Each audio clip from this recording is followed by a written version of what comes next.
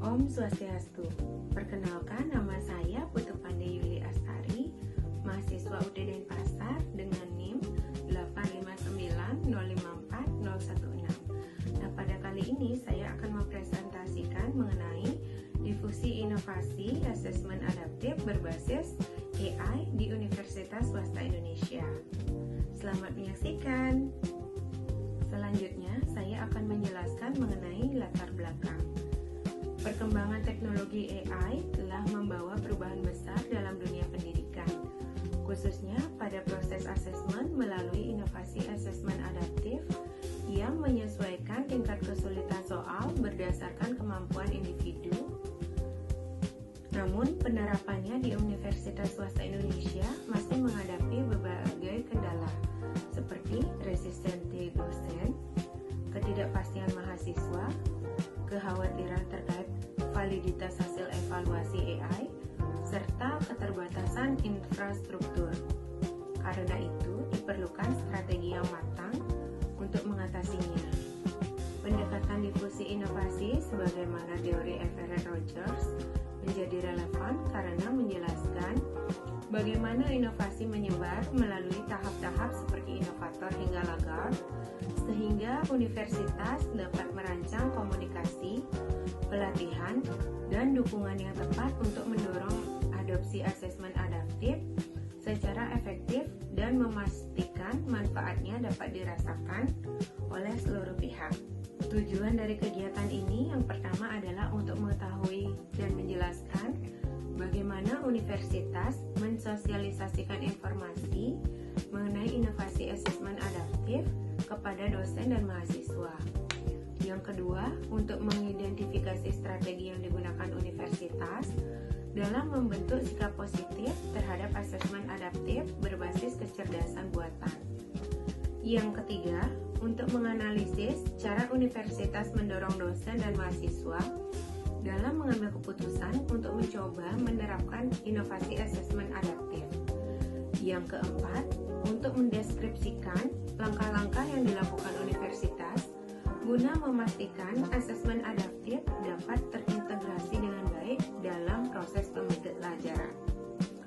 Yang kelima, untuk mengevaluasi mekanisme yang diterapkan universitas dalam menjaga keberlanjutan penggunaan asesmen adaptif serta pelaksanaan evaluasi dan mengumpulkan umpan balik secara rutin.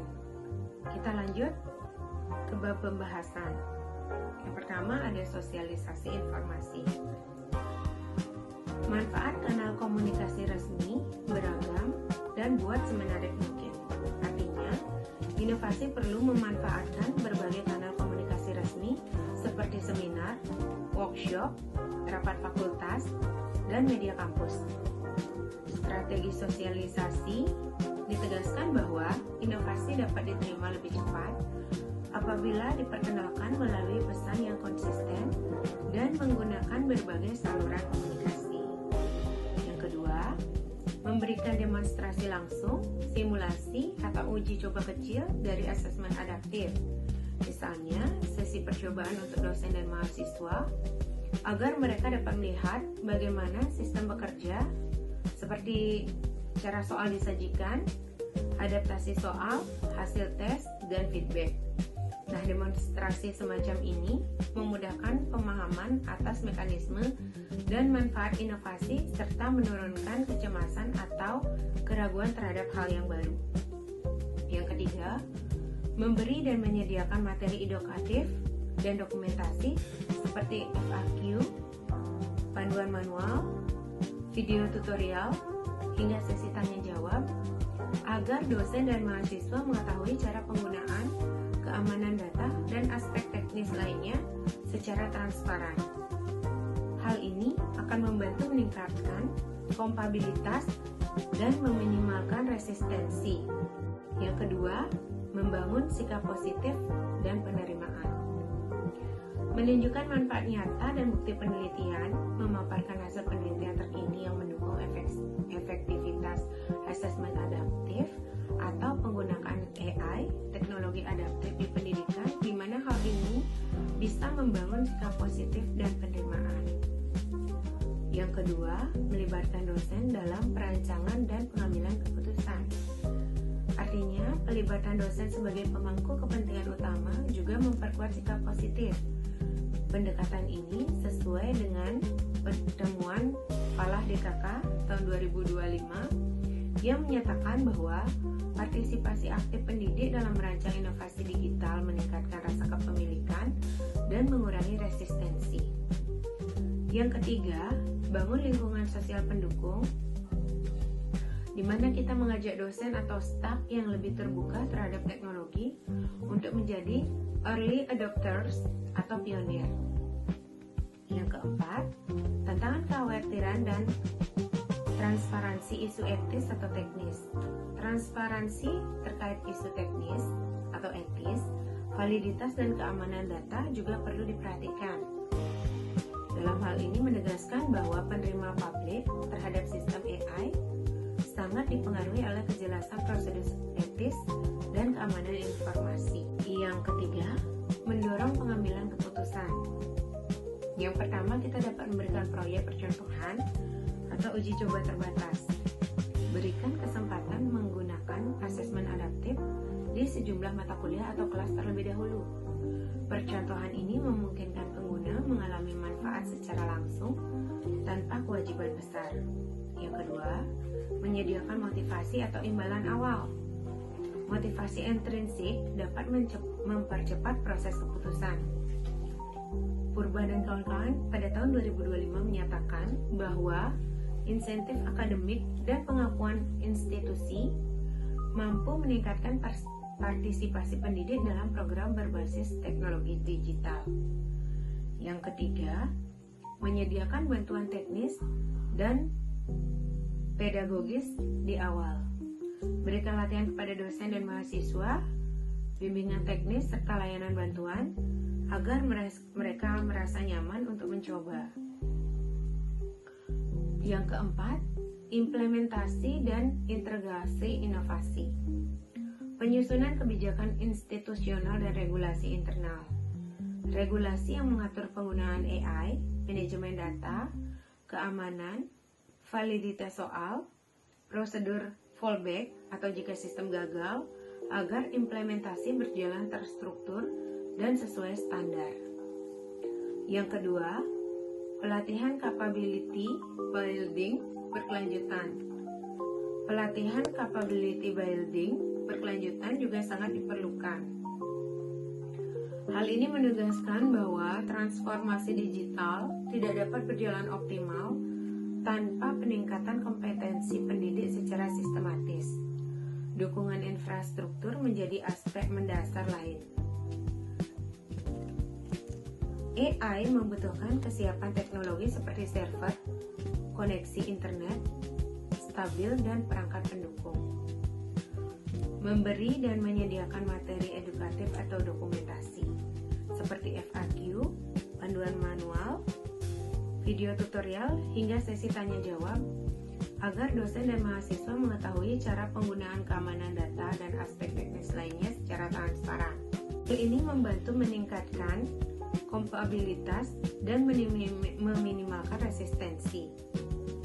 Kolaborasi antar stakeholder, dosen, administrasi IT, mahasiswa, dan yang lainnya harus bekerja sama dalam peran change agent. Penting agar integrasi inovasi menjadi bagian dari budaya kampus. Beberapa literatur perubahan institusional menekankan bahwa transformasi sukses jika dilakukan secara holistik dan melibatkan semua level institusi. Yang kelima adalah konfirmasi, evaluasi, dan keberlanjutan. Kita bisa melakukan evaluasi hasil asesmen efektivitas, reliabilitas, validitas, dan kepuasan pengguna seperti dosen dan mahasiswa setiap periodenya, misalnya di setiap semester. Ini terkait monitoring evaluasi berkala. Kemudian ada umpan balik dan perbaikan berkelanjutan. Umpan balik merupakan fondasi perbaikan berkelanjutan bahwa inovasi pendidikan berbasis teknologi harus melalui proses interaktif untuk terus berkembang. penyebaran best practice dan dokumentasi keberhasilan. Penyebaran best practice dan dokumentasi keberhasilan. Publikasikan hasil, pengalaman, dan manfaat di lingkungan kampus lewat seminar internal, publikasi kampus, atau komunikasi komunitas dengan dosen atau mahasiswa sehingga pengguna lain terdorong ikut serta dan inovasi menjadi bagian dari budaya akademik. Kemudian, penjaminan kebijakan dan keberlanjutan institusional dengan cara memasukkan asesmen adaptif dalam regulasi akademik, kurikulum, dan struktur penilaian resmi universitas. Dengan demikian, inovasi tidak bergantung pada individu, tetapi menjadi bagian dari sistem permanen. Pada kesimpulannya, asesmen adaptif berbasis AI berpotensi meningkatkan kualitas evaluasi pembelajaran melalui penyesuaian tingkat kesulitan soal dan umpan balik yang lebih akurat. Keberhasilan adopsinya membutuhkan penerapan strategi difusi inovasi sesuai teori Rogers, dimulai dari sosialisasi yang jelas melalui berbagai kanal komunikasi, demonstrasi langsung untuk membangun pemahaman awal, pembentukan sikap positif melalui bukti riset dan pelibatan dosen, hingga dukungan sosial serta transparansi isu teknis dan etis. Proses keputusan dan implementasi juga memerlukan uji coba terbatas, motivasi, dukungan teknis, kebijakan institusional, pelatihan berkelanjutan, serta infrastruktur yang memadai. Pada akhirnya, keberlanjutan inovasi ini ditentukan oleh evaluasi rutin, perbaikan berkelanjutan, penyebaran praktik terbaik, dan integrasi sistem dalam kebijakan akademik. Sehingga asesmen adaptif dapat berfungsi konsisten dan menjadi bagian permanen budaya akademik. Untuk memastikan penerapan asesmen adaptif berbasis AI berjalan dengan optimal dan berkelanjutan, saya rasa universitas perlu memperkuat komunikasi internal dengan menyediakan materi edukatif yang jelas dan menarik untuk membangun konsisten penerimaan inovasi melalui pelibatan dosen, mahasiswa, dan unit IT, serta menyediakan ruang diskusi untuk merespon kekhawatiran etis maupun teknis. Pelatihan yang intensif dan dukungan teknis berkelanjutan sangat penting agar pengguna mampu mengoperasikan sistem dengan percaya diri, serta disertai uji coba awal untuk mengidentifikasi tantangan implementasi. Universitas juga perlu menetapkan regulasi yang jelas terkait penggunaan AI, termasuk manajemen data dan keamanan sistem. Evaluasi berkala serta dokumentasi keberhasilan harus dilakukan secara konsisten untuk memperkuat kepercayaan sivitas akademika dan mendorong penguasaan penerimaan di lingkungan perguruan tinggi. Sekian presentasi dari saya, semoga bermanfaat untuk kita semua. Bila mana ada kekurangan, saya minta maaf dan saya akhiri kegiatan presentasi kali ini dengan Parama Santi. Om Santi, Santi, Santi, Om. Terima kasih.